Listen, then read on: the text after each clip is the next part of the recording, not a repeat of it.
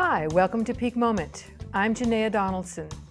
In the years ahead, when we have more constrained resources in petroleum, we're going to be looking at wanting to have our food supplies coming from close at home instead of the average 1,200 miles that our meals come to us from across the country. My guests today are people that grow and produce their own food. But before we talk about all of that, let's have the energy news with Rick Hartman. Rick? Thanks, Janea. Last Friday, al-Qaeda terrorists launched an attack against Abqaiq, a major oil refinery in Saudi Arabia. The attack was repelled by Saudi Aramco guards, but there were casualties on both sides. In response to early reports of damage to the oil refineries, oil prices increased slightly, but then retreated when Saudi officials reported that no significant damage was done to the facility and it's fully operational. Yesterday, Saudi officials said they had killed 5 of the terrorists thought to be responsible for the attack. The critical issue here is that while the terrorists may fail any number of times, all they need to do is succeed one time and the world will feel the economic impacts of their actions. Geopolitical actions may be more cause for immediate concern than the inevitable occurrence of geological peak oil in the coming years.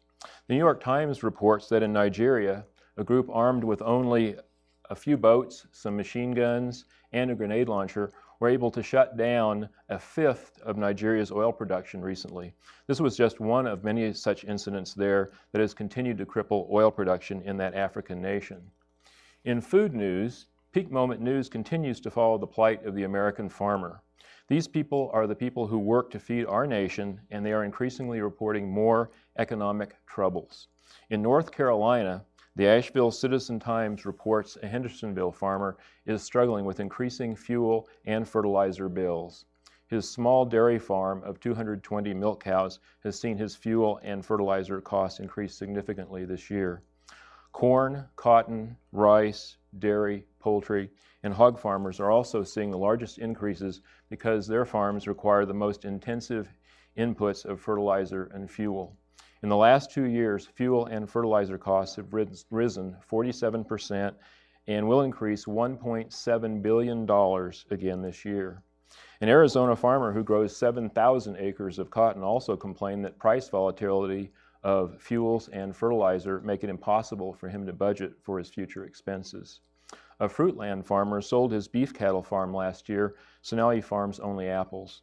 He gets only 3 cents a pound, but they cost $5 a bushel to produce.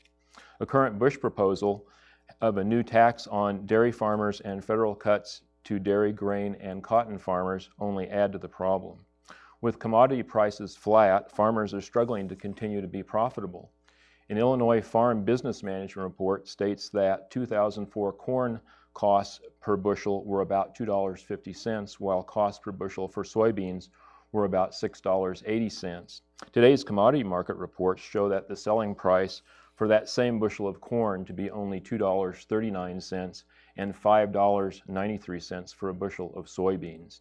This can only spell bad news for farmers who can no longer make a profit. When these farmers go out of business, where will our food come from? In the Sacramento Bee last week, an article reported that urban sprawl is pushing a dairy farmer to leave California. The family dairy farm of 6,000 cattle owned for 60 years is being pushed out of once was rural San Bernardino County by housing developments, complex new laws, and more highways. The area was once home to over 450 dairies, is now home to only 150, and those are being sold. Over 70% of those farms are in escrow or being sold now. Research from scientists working in Bangkok, Beijing, Mexico, Sri Lanka, and the UK have reported in the Environmental Science and Technology Times that sustainable agriculture practices there have increased crop yields by 79% using the technologies of crop rotation, organic farming, and genetically modified seeds. Farmers using these techniques also reduce the use of pesticides by up to 71%. Maybe more of our farmers should look into these techniques too. That's all the news for now, so back to Janea and her guests. Thanks, Rick. That's worrisome news when you think about it, that our farmers are getting squeezed, and we have taken for granted not only the abundance, America's been the food supplier for the world, but that's all based on the cheap oil and gas to be able to to run the farm, to do the fertilizers, and so on. At the other end of this, so we're going to need to rely a lot more on farmers who are doing sustainable, small scale, less fuel, less energy using methods. And I have two guests who are doing exactly that on a small scale. My guests, I'd like you to meet Janet Brisson, who with her husband have been, in order to sort of get off the consumer wheel, have been self-sufficient in farming, in their gardening for 20 years. Right. And Renee Wade, who with her husband Tom are doing a small, for 5 years here, been doing a small, moving towards self-reliant homestead. So I wanted to give you each a chance to learn a little bit about your place, what you do there, what you've been doing. So I'm going to start with Janet. Okay. So tell us what you do. Okay. And we'll start into some pictures so people can see what do you want to start there? Or no, tell us a couple words. Okay, well, we came up to Grass Valley 16 years ago from Southern California. We have 10 acres down on Dog Bar Road. We started this self-sufficient kind of farming 20 years ago. We lived in Big Bear. We had a son. I was a successful real estate agent. My husband owned a construction company, and we decided to adopt a child, a 5-year-old. And so I wanted to be a stay-at-home mom. So being in real estate, I knew about buying trust deeds, and I figured that would be our income. My husband said, well, I wanted to be a stay-at-home parent too. He sold his company. We took that money and invested it so we would have an income. And when we added it up, we figured we could live, pay the taxes, pay the mortgage, as long as we were non-consumers. And being a non-consumer meant growing our food as much as possible, making our own clothes, not going to movies, providing our own entertainment, such as we bought an old motorhome and traveled in that, and that we could swing it, living on this small income. So, and that, living in Big Bear, we were able to garden in the summertime, growing cold weather crops. So when we came to Grass Valley, where 2,100 feet, we found we can garden year-round. We used the techniques of growing broccoli and lettuce and cold crops in the summer, brought those to Grass Valley, and grew those crops in the winter. Let's look. Let's look. Okay. Let's see what you grow in Sure. your gardens. Okay. Here, give us a view. Okay. This is our garden. We have a 1/3 of an acre garden. What we did as our kids were getting older, we found that we produced so much. It was not enough to sell, too much to eat, so we expanded the garden. We had what we called boy power, and that worked till they went off to college. Here you see in the foreground we have garlic and onions growing. This is our winter garden. We have broccoli, cold crops, lettuce. That's our house in the background. Oh, Next. Okay. And this is early spring. You could see our season extenders. In there would be tomatoes. So those are little baby greenhouse kind of things? Little baby greenhouses. We actually made those out of concrete wire. We made hoops and we covered them with agricultural crops. And so what you have inside, you're growing? We also have a greenhouse. So we start the plants in there and then we move them outside. This is a west-facing garden and we get quite a bit of wind coming up the valley. So actually, even if it's warm, we like to protect our early crops with these season extenders. Okay. Next. And we also grow shiitake mushrooms. We gave a couple workshops on these last year. Shiitake mushrooms turn out to be really easy to grow on oak logs. We have quite a bit of oak on our property. And we inoculate our logs in February, and 9 months later they produce these mushrooms, which sell for about $8 a pound. And they're very productive. Once you inoculate the logs last 2 to 5 years. Okay. And here we have a chicken. We purchased the baby chicks, and we always try to find a broody hen to help raise them. It's a lot easier than using an incubator. So here we have a mama hen taking care of 25 baby chicks. How many chicks do you have now? How many we hens? actually cut down on our chickens. We have probably about 100 chickens down from maybe 300. We started a bee business. We also have honeybees, and we came up trying to keep organic with our farms and finding out that in order to keep bees, you have to use a pesticide. We came up with a screen bottom board that helps battle varroa mites. That's the big bee enemy. And so now we're actually manufacturing this bottom board, and it helps facilitate the use of organic methods to keep bees. So we're very excited about that. And this is part of our harvest. You see we have strawberries, tomatoes, a lot of peas. There's some artichokes there. We do put up quite a bit of food. When we were raising our sons, we learned to do a lot of foods in advance, like canning beans and corn, being able to take things off the shelf. So what we missed was there's a picture there of a little pea sheller, and we may not get to see it. Oh. But did we get that? It'd be the next picture after this. That's our canning kitchen. We actually have another kitchen with a wood-burning propane stove, and you can see our two big water canners there and the food that we put up. And that's pretty much a year. We grow a lot of peas in the spring, and that's it's called Mr. Pea Sheller, and you hook up an electric beater to it, and you feed the peas through, and we could do bushels and bushels of peas that way. Peas are a very popular crop with our local health food store, the Briar Patch. We sell them there in the spring.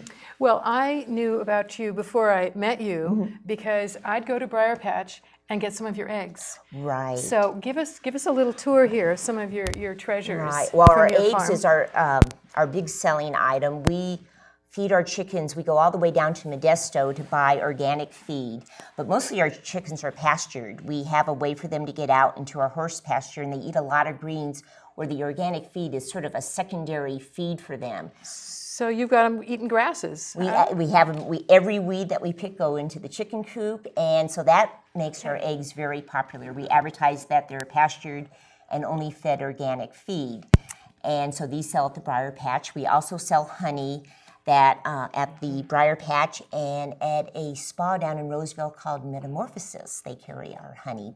And so then produce beautiful. That's in season, like peas and broccoli, onions, we sell at the Briar Patch. We always produce Briar extra. Patch is our local community market, Right. community cooperatively owned market, and they like to have as many local growers as they do. can, and I buy there because I'm not a grower, and it's like the first place I go, beeline, is where's the local produce to see what's in and fresh. That's the best. Right, it's very popular. And then at home, just for our family, we have Concord grapes that we turn into juice. We have a steam juicer.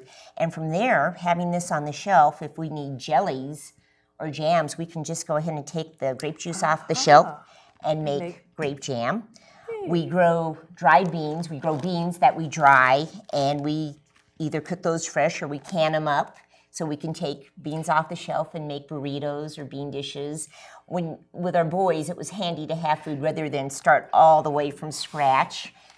We make snacks. We take soybeans, dried soybeans, cook them up, and then soak them in a solution of salt and garlic powder and roast them. Ooh, And so these are a real healthy Snack food. along with dry food. What do you have here? You've got That's some figs. We have a fig green tree, so we figs. dry figs, and we have dried strawberries we use on camping trips. I'll bet those are a treat in the middle of the winter to have a Those little are bit wonderful. of strawberries We singing put at them you. in oatmeal. I do a lot of horseback camping, so I try to take a lot of dried food with us. And you might not guess what this is looking at it, would you? Persimmon leather. We grew so many persimmons. We needed something to do that was easy and that we could use quickly, and that's what we came up with. And it's delicious. There's no honey, no additives in it. Okay, And okay, you're welcome to okay, take a bite. okay, all right. We got to test this out here. We got to see what a persimmon leather is like here. Did you put honey in this? I've or never This done one this. does no. This is Just the just Just the persimmons. persimmons, they are so persimmons. sweet. They're really, They're really very soft. sweet, right?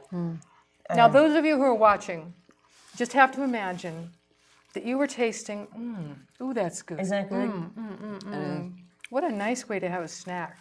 Okay, what else is here? What's this? And this is jalapeno jelly. Out of jalapenos, and we use honey as our sweetener. It's, Of course. right. And one of the reasons we became beekeepers was the lack of pollination. In 1994, all of a sudden our garden stopped producing. And we realized it was lack of pollination. The bees were starting to die off by the varroa mites that I mentioned before. So in 1994, Brewer mite? a varroa mite. Varroa mite. It's a little nasty bug that came over from Asia, and it multiplies so rapidly that your beehives will collapse, including all the feral hives. So that's what we were depending on pollination. So in 1994, I found I was going through the garden, hand pollinating, trying to keep it going. Nothing was producing. And a beekeeper came up and asked if he could keep a couple hives on our property. And it was night and day. Where before our corn was missing teeth, we had flat watermelons, flat zucchinis. Suddenly we had just, the whole orchard was producing. We had strawberries, we had huge watermelons. All the corn had their teeth in it. The deal with bees is they pollinate so efficiently. A watermelon, if you think of a watermelon flower, it has all the little pistils in it that only a bee can pollinate efficiently. If you try to hand pollinate it, you're going to miss them. And what happens is the pollination goes right down into the seed of, let's say, a watermelon, and that makes the seed mature and plump up, and that's what makes your watermelons plump up. So bees became a very important issue, and like I said, we were just horrified to find out we could not keep bees organically. We had to use a pesticide. And so having an organic garden for, at that time, 20 years, it was important to us to try to find ways to avoid using these pesticides, even the mild ones. Which is why you how you developed our screen bottom boards, right? Which is wonderful. So now you are selling that to other people. We are selling it to other beekeepers. We just got into the Datent catalog, so that's the biggest beekeeping catalog. So we'll be selling it through there. So we're still farming. We had to cut down on our farm this year. So that's why we sold off a lot of our chickens, and we really didn't do a lot in the way of selling and canning this year so we could develop this business. But now that it's right on track, we're going back to producing on the farm again. Thank you. We're going to count on you. Oh, thank you. You know that. You know that. We're going to count on you here. Not only for your produce and other things, but for your knowledge. Because it's really important that what you've learned will shortcut the steps for other people. Oh, definitely. For example, Renee and her husband, Tom, talk to us about your place and what you're doing, who are 5 years into their adventure. Well, we moved on to our place about 5 years ago, and basically the first thing we discovered was we weren't going to have as much water as we had hoped to have. And that just makes a huge difference. So we started out as a background very much as like gardeners, you know, working with plants. And we found the water situation led us to move more towards animals. It just takes a lot less irrigation to grow a goat than it does to grow a field of corn or something. And the milk and everything from the goats is, you know, tremendously nutritious and beneficial and all that. Plus, the goats are a lot of fun. Oh, right. So yeah, we basically at this point we have 10 acres that we live on. We're up on the San Juan Ridge. So NID and those kinds of water issues aren't a possibility for us.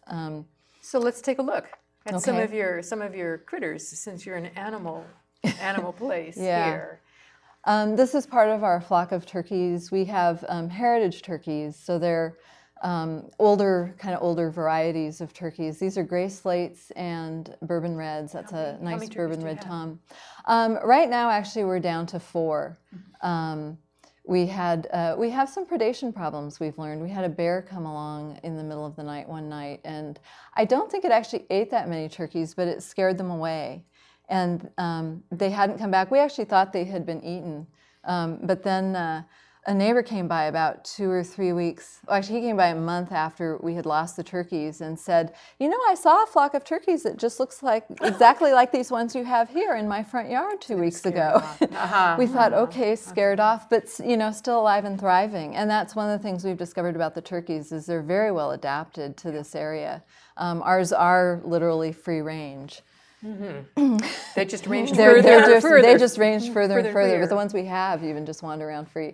These are 3 of our goats, and one of our does is the brown one in the background, Tracy, and the other 2 are actually 2 of the younger boys that were born this year. Part of why I included this picture, though, is because of the white fencing, which you can kind of barely see on the left side there. It's an electric fence, and it really is one industrial product that I'm very admiring of. The electric fencing has really allowed us to use the goats in a lot of different areas and move them around more easily, and use them as brush clearers so that they're doing us a great service in terms of reducing the fire danger. Yeah. So, and you can go to the next slide. This is Faith, our donkey. She's our goat protection, and she does a really good job of taking care of the other animals. I've seen her work the goats around dogs so that the dogs are run off and the goats are safe. And she's also a good friend. Oh, I was wondering about that. Yeah. This is some artichokes that we grew. Most of what we have planted because of our water situation is perennial stuff. We have some fruit and nut trees that we're starting, and then things like the artichokes. So we have apples and chestnut trees and some walnut trees, things like that we're growing. And is the bear not after those? No, the bear hasn't. They aren't producing that much yet. Uh-huh. They're less than 5 years old or 5 years at the oldest. But no, so far the bear hasn't bothered the trees. Going to be real interested to see whether you've got, whether that will be a challenge here. Yeah, we have gotten a dog recently to help dissuade the bear from wanting to come around. And then actually we're working on perimeter fencing because we're finding that bigger animals do kind of help dissuade some creatures from coming close. At the same time, I love the natural world, and so we have in the 10 acres, we have what we've designated as the wildlife corridor and the natural habitat in the riparian area. There's a seasonal stream that runs through, and so that's off limits to the animals for sure, and us to a large extent as well. And we want the bobcats and the foxes and the bears even to have a place. And if we have to chase a bear off periodically, I'm fine with that. Or if we lose some turkeys now and then, that's part of the joy of life and the adventure. So if somebody wanted to learn from you both, what could you tell them in our in our last 5 minutes or so here to talk? What advice would you give? What's possible to grow? Where would they get started? How we did it was we read books. We got Mother Earth News, Organic Gardening, which were both great. 20 years ago. Right. And they got us started in the organic and how to make our own fertilizers. We make all of our fertilizers. We use worms and animal manures and paper products. And the only fertilizers that we buy are gypsum. You were talking about water. We had a 10-gallon-a-minute well, which wasn't enough. But it was great water, and we dug 100 extra feet, and we got a 60-gallon-a-minute well, which was wonderful, except for it was very alkaline, and that changed the consistency of our soil. So now we have to add gypsum. So that's. Renee, what do you think the prospects are for sustainable gardening, small scale, in our county, in our Western Nevada county? I mean, overall, they're great. We just have to learn to be flexible about looking at what's going to work here. And that's the biggest thing that I've learned on our property is, coming in thinking, oh, we're going to plant big gardens and we're going to have all sorts of things, and then seeing how things worked. And we've changed plans all the way along and have evolved into something that's much more adaptive to our water situation than either my husband or I originally envisioned, by a long shot. Do you think that for the dry areas like yours, something like a rainwater catch system, if people could afford it, would be a thought for extending our rain season, if you will? You can use rainwater catchment to do things for household use and to water animals and for early season irrigation, but it's really, really difficult to build anything big enough to really seriously consider as like a season-long irrigation system. So, we've gone to things like mulching. The fruit trees are, buried, not right near the trunk, but you move away a little and they're buried in feet of mulch. And we oftentimes actually are able to get by, especially after the first year, with, watering them deeply a couple times a year at the most, because of the depth of the mulch and because of, how much we're spreading it around. So there's a lot of things you can do to work around water issues, but you have to rethink, what's going to work here. If, growing tomatoes and, a garden in that traditional sense doesn't work, then how about keeping some chickens? Or, the goats can live on brush. They need very little water to drink.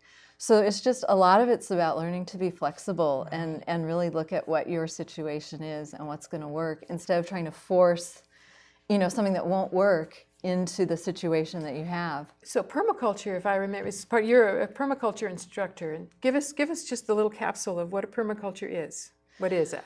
Oh, there is no little capsule for permaculture. It's basically just a way of looking at our relationship to the world so that we build good connections and relationships.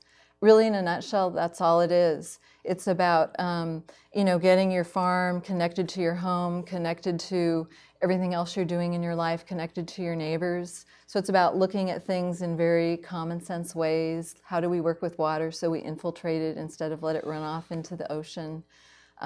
It sounds like a very holistic or systems-oriented approach to our lives. Absolutely. My understanding was that the creators of permaculture actually designed it with this time in mind, when we would have less cheap oil and gas to work with, so that we were using all the resources we have very wisely. Yes. So I can hear that at work in what you're doing is the adaptiveness that we're all going to be asked to do here as our energy changes in our future. Thank you. Any last thoughts for, in our last minute here, for anyone here? Well, what do you love about it? Oh, the freedom, there's freedom and there's constrictions, because you have to be on your farm to be there for the seasons, for planting, to make sure things get watered. But you do make your own hours. You do, and in our case, it allowed us to be stay-at-home parents, which we just loved. We didn't have to do the 9 to 5. What a treat! Yeah, that was very special for us. And your children seem to have blossomed as well as your garden. Absolutely, absolutely. Yeah, I would just absolutely agree with that. The connections that you develop with the land, your animals, the moon, the sun, the stars is absolutely worth anything you give up in what seems like constraints of having to go home to do chores. Or it really is just amazing to be that connected to a place. Right, I totally agree.